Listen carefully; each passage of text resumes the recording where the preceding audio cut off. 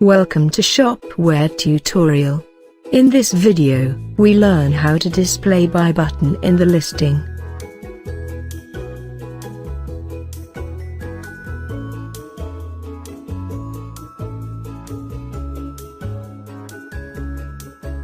Log into the backend.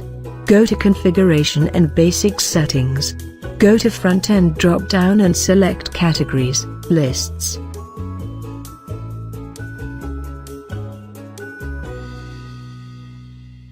Go to Display Buy button in Listing drop-down and select Yes.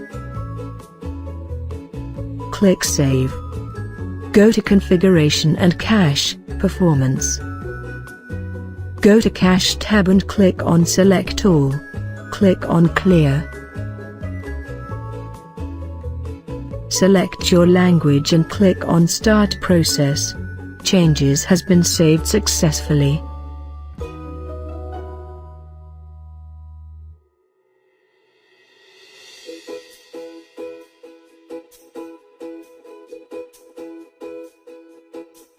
Thanks for watching.